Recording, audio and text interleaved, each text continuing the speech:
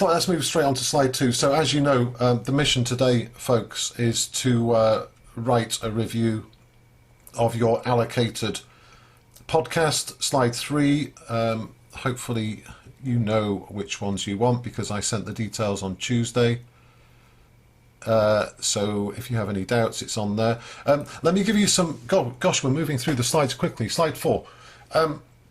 Let me just give you some general guidance. So this kind of applies to all of your all of the reviews that we've been doing, all of the different sorts, whether it's music or film or book or television or whatever.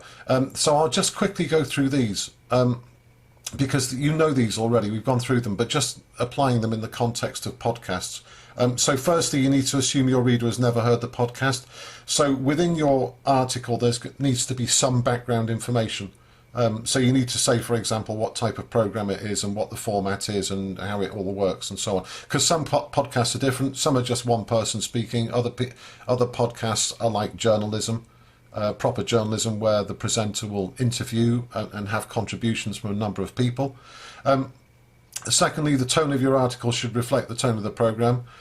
So what that means is if it's a really, a sad program, I don't know, how people deal with tragedy or death or whatever. You don't turn it into a sort of comedy show, obviously. Use quotes if appropriate. So you can put quotes from the program, from the podcast, into your article because the quotes might be very illuminating.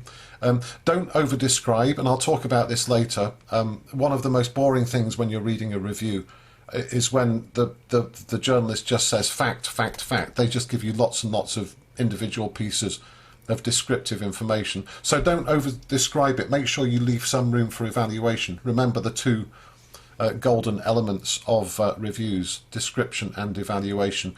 Use a variety of techniques. You can use similes, adjectives, your own thoughts, responses, your own crazy ideas of how you would describe sorry, just got another student arriving, how you would describe it and evaluate. Remember, you only have 400 words. I always say that 400 words is more difficult to write than 4,000 for me personally, because as you know, I talk a lot. Right, so as soon as we start, we get more and more students coming in. So writing 400 words is actually very tricky. So make sure you use your 400 words carefully. Just condense your phrasing and say things succinctly rather than verbosely. And it is tough. It is very tough. Number 6 probably doesn't apply, but if you're doing dramas, you need to discuss the characters, the actors' performances. And if you are quoting mentioning an actor, the way to do it is as I've done there. So James Bond brackets Daniel Craig. So you put the character name first, and then in brackets you have the actor's name. So dramas, you also need to talk about the plot, the subplot, the tensions.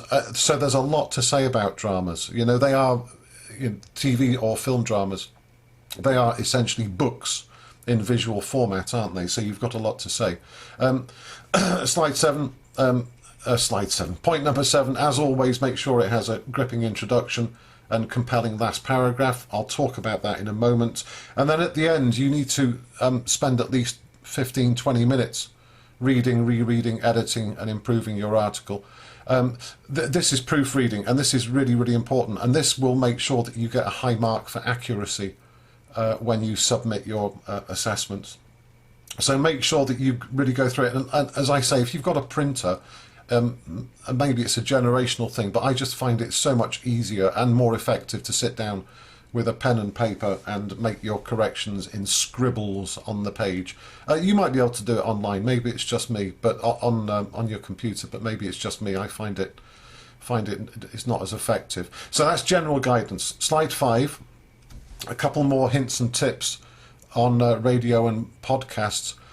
So you've kind of had some practice already by doing the TV reviews, and it's quite similar to TV, Netflix and YouTube and everything, but obviously there's no images. So what you have to do is to help the listener to create the images. And so doing a review of a podcast is probably a bit more difficult than doing one of a visual medium. But that's what you need to do. So you need to use your imagination more with audio than visual. not only you as a listener, but also you as a reviewer. So to describe things that are happening and what's being discussed on the podcast. And two more things that I want to talk about today. As I promised you, I'm going to relate two of the marking criteria directly to podcasts, so you can see what I mean by structure and what I mean by content. Slide 6. What I encourage you to do, folks, whenever you're consuming journalism, or a book for that matter, when you listen, for example, to a podcast, see if you can take it apart. It's called deconstructing. It's a word that we academics use. So when we're doing research, we deconstruct a news report. So what that means is to break it into pieces. So if you think about the podcast that you've listened to in the series Why Do We, you'll notice that has a structure. And I listened to one, the one about ties, the first one. Why do we wear ties? I don't, personally, unless absolutely necessary. So I was kind of interested to hear this one, because it is a bit crazy, really. But when I stopped and started it, I noticed, and it's very, common, as I say. I mean, every podcast has this approach. I noticed that the introduction was about 1 minute and 20 seconds. So this is where the presenter basically gives you a snapshot of what's to come and what it's all about. And then after 1 minute and 20, he sort of did his investigation. So it was him, I've listed the people involved, him, the person who's presenting it, the journalist. He's like the ringmaster at the circus. He's kind of tying it all together. And then he consults experts and other people. And for the next, 16, 17 minutes, he combines all of that information, all of that input from other people, with what's called the narrative. So the rest of it is him kind of linking stuff together and explaining a bit of history and giving some context and making it an enjoyable presentation of an idea, discussion of an idea.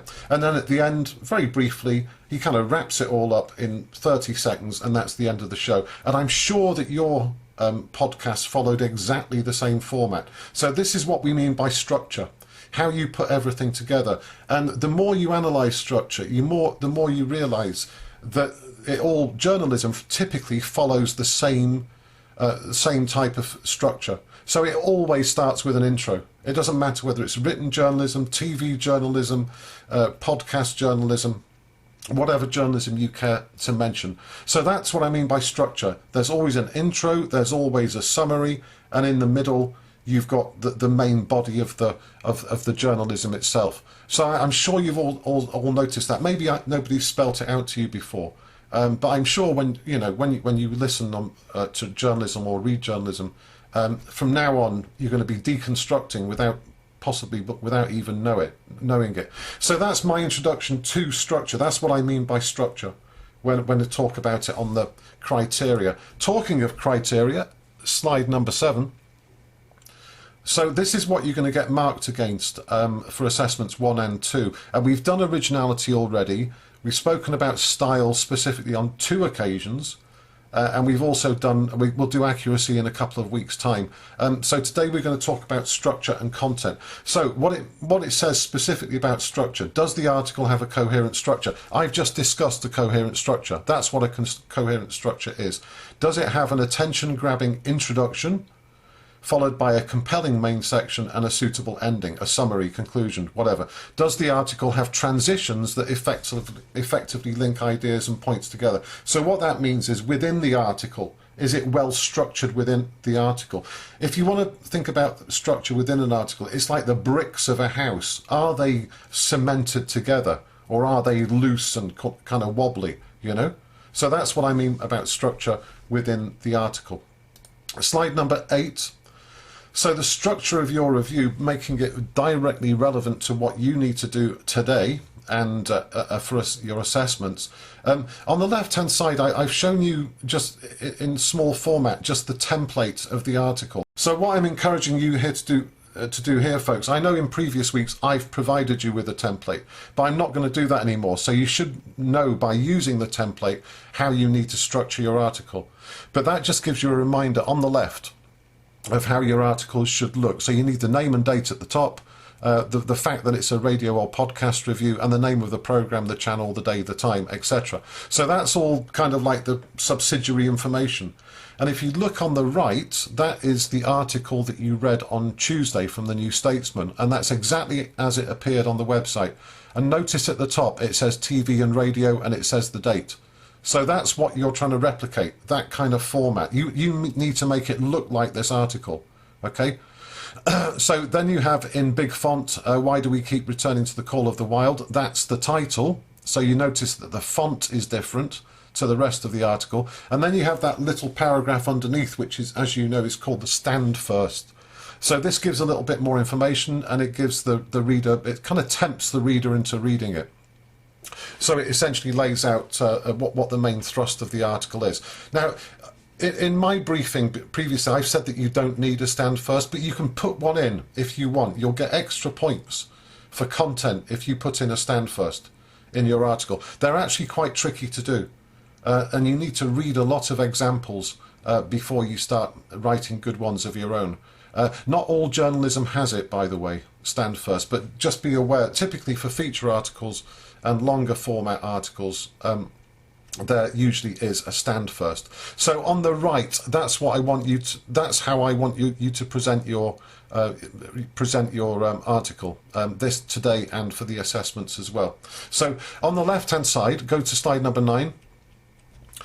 On the left hand side, that's the template. So that's like your sketch, that's your work in progress. So slide number 9, use the template to organize your content. The reason I do this is to make sure that you don't overwrite certain sections. So I said introduction 40 words, so about 10% for the intro. You shouldn't be writing any more than that, really. And also the conclusion should be a similar amount of space. So the template, the purpose of it is to make sure that you put the right stuff in the right box, if you like. You know, the information in the introduction is appropriate for the intro, and you know, the right information in the summary section, etc. So use the subheadings whilst you're writing it, just as a reminder to where to put stuff.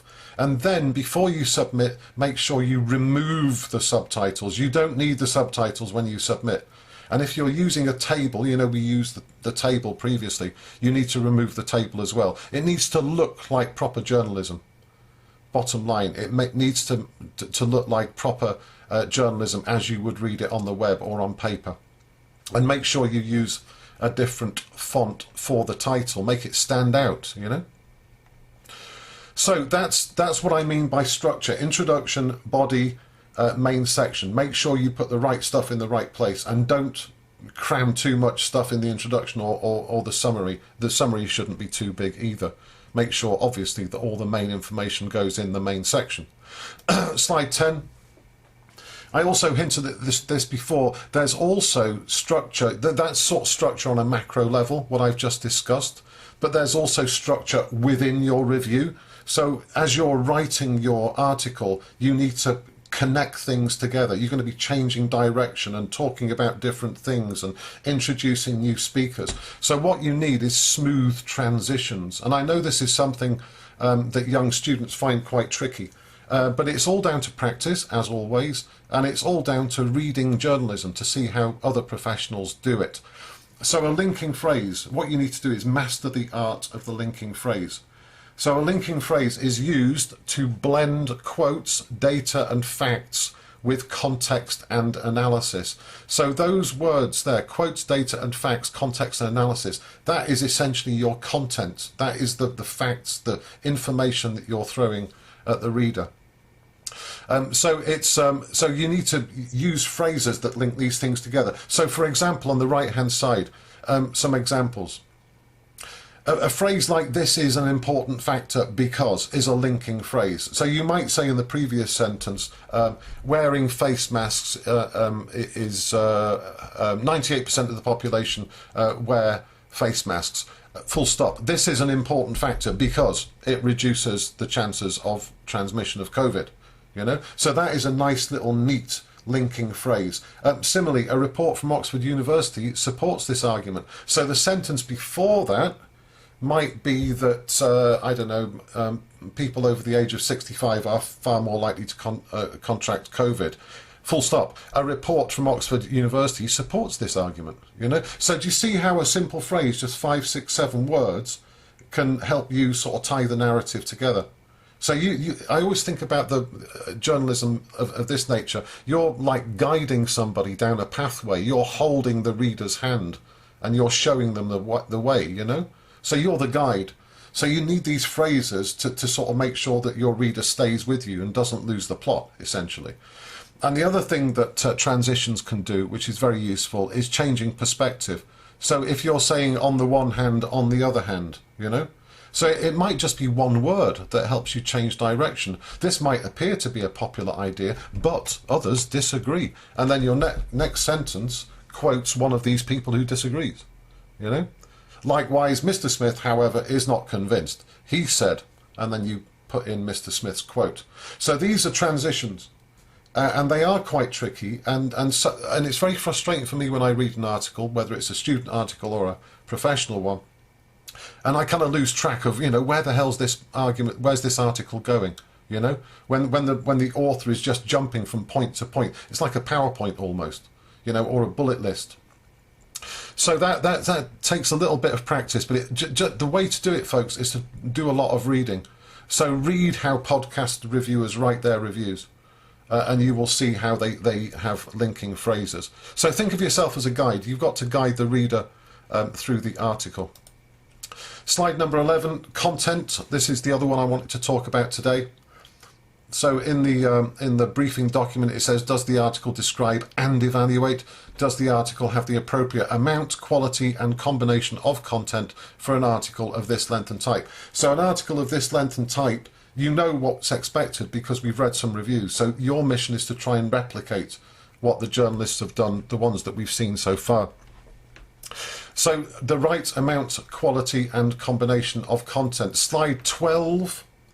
Slide 12. So what you need for your review, the content, think about this as the bricks, the building bricks, the building blocks of your article. This is essential information. Who presented and spoke? So we need the name of the presenter. You know, first name, last name, and also if they're a professor or if they have some title or if their job is relevant, then you need to tell us what that is as well.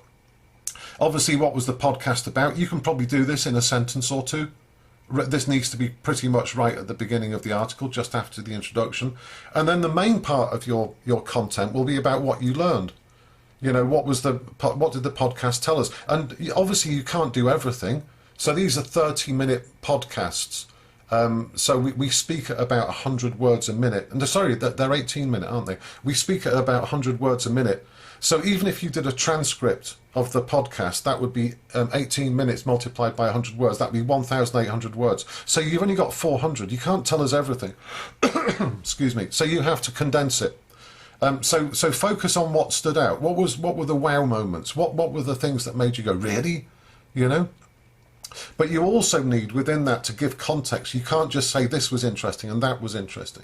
And don't forget to evaluate. And you can do this indirectly by just using, do you remember on Tuesday, some of the journalists, they just used one word. One of the journalists said she cherished the accent of the person who was speaking. So if you cherish something, clearly that you're being positive about it. And you can also be direct. You can also say, you know, this podcast changed my opinion about people who have beards or whatever it might be. So that's really essential. So you've got to cover that ground. But in the blue box, types of content, if you think about the words that you read, all the words don't have the same purpose. So some of the words will be quotes, direct quotes from people speaking in the program. Sometimes you will paraphrase, and paraphrasing is when you kind of sum up what the person has just said. You know, so your article might say, you know, Professor Smith argued that COVID is not as bad as people make out. So that's paraphrasing what Professor Smith said. And it's condensing a whole bunch of stuff that person may have said. So paraphrasing is very good for condensing general information. And you also, don't forget, need to talk about background and context. So if you're doing, if your podcast is about tattoos, for example, you need to give a bit of history, and tattoos have been around since the dawn of time, you know? So you need to put some of that information in there as well. And the thing that ties it all together is your narrative in red. So think about the content as being like the bricks of a building, and your narrative is the cement that ties it all together, or the nails in wood, you know, whichever building metaphor you want to think about. So, and some things to avoid, reading an article that is just fact, fact, fact is boring, boring, boring. You know, it's a bit like the example I gave about the analysis of an Adele song. She says this, she sings this, and then she sings that, and then she sings that. That's quite dull. The other thing to avoid is long quotes.